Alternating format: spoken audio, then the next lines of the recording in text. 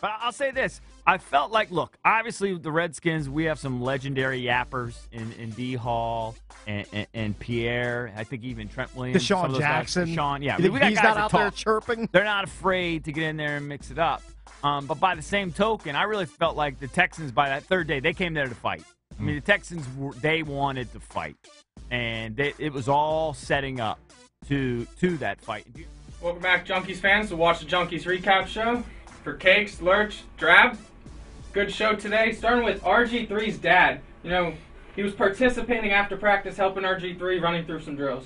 I think it's a little bit overblown. I mean, if you want to have your dad out to practice and, share that moment with him, I don't think it's a huge deal. I think it's only a big deal because we've had the issues in the past with RG3 and his dad being a bit meddlesome during the Shanny era. So I think it kind of harkens back to that. Fans are worried about, is his dad now going to be, in team meetings, walking through the locker room after games, stuff like that. But Cakes, give me another NFL quarterback that has his dad out on the practice field, acting like he's J.J. Watt chasing him around the field while he's throwing passes. That just doesn't happen. None come to mind immediately. He's the only guy. I can't think of one, actually. I mean, I agree with you. I think it's overblown as well. I mean, he obviously has a great relationship with his dad, but it's just, with everything that's happened in the past with Robert, with all the off-the-field stuff and the social media stuff, it just looks bad. Right.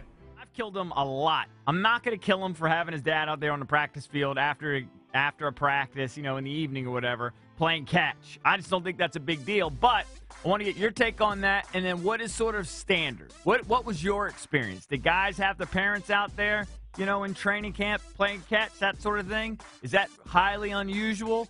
Some people say, come on, Robert's in his 4th year. What's he doing? Get over it already. What's your take? First of all, let me answer this in a couple different responses. My hat goes off to Robert Griffin III's dad. Kudos to him for being a father. Right. You know how many of these young men have an absentee dad that aren't there to support, to have a say, to give their opinion. That's part of what a father's role is. And I wish more fathers embraced their kids and what their kids did and were passionate about, like his dad did. I don't have a problem with that at all. And Drab, we had Chris Lepresti on. Give us your opinions on the Geno Smith. The Geno. Give us your opinions on the Geno. Well, I don't really care about Geno Smith, but I care that he's a good guest, and I guess that's my job, is to book good, interesting guests. And I like going to WFAN in New York because both of their beat writers for the Giants and the Jets have been very good on the show. Yeah. Keep patting yourself on the back, Drabby. I think Lepresti's really good. He is very good. Yeah. No, he was great. He was awesome. And that's a guy that we'll definitely pimp later in the season when the Redskins travel to take on the Jets. Yes, we will, Cakesy. Yep. Nobody's absolving Geno Smith of some blame in this incident as well. Yes, he's the victim, the one who ended up injured, but as Bowles said, it takes two to tango. So I think behind closed doors, there's definitely some disappointment that Geno, in his 3rd year, when he's supposed to be the starting quarterback and the leader of this offense, put himself in a position where something like this could happen. And then Steve Sands giving us a little preview for the golf coming up this weekend, and he told us a lot about what's the difference between the pros, the amateurs, and the donks like me that don't even play golf. Jason loves it when you say the golf, when we're talking about a major championship. Steve Sands is great. Jim Nance was also awesome. We had him on earlier in the show today. Yes. And he's coming on the show again on Friday because he loves us. And, in a nutshell, I think what Nance touched on, maybe one of those 3 guys that hasn't won a major is going to break through. A guy like Jason Day, Ricky Fowler. Those are some big names to watch. Well, those are the guys who are playing really well. Right. And Jason Day, since 2011, has played really well in the majors. Ricky Fowler's playing really well now. Bubba's playing really well now. Speed's obviously played well. So this course is, it's a long course, and it's on the water. Don't know what the wind's going to do.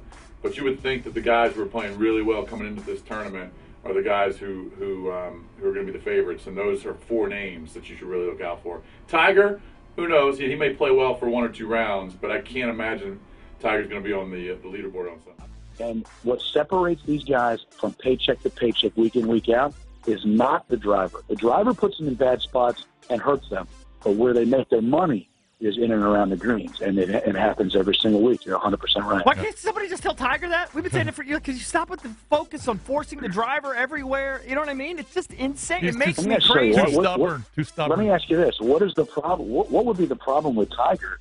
Remember that old little the little fade he put out there, or the little stinger he put out there? Yeah. Remember those 2 shots he got off the tee? Yeah. What is the difference? I don't understand the difference, in my opinion, just my opinion. Yeah. The difference between putting it out there 290 and trying to blast it out there at 312. Ego. I'd rather be in the I think it's fairway ego.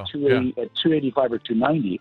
Ego. I mean, come on, fellas. Put Drabby on the spot here. What? I believe Whistling Straits is on the shores of Lake Michigan. Yeah. Can you name the other 4 Great Lakes? Drab T-shirt. Lake Erie, Lake Huron, Ontario, Superior. Nicely done. Let me geography buff. Come on. Props to you, my Nicely friend. done. Join us in studio every day, 6 to 10. WatchTheJunkies.com. Word.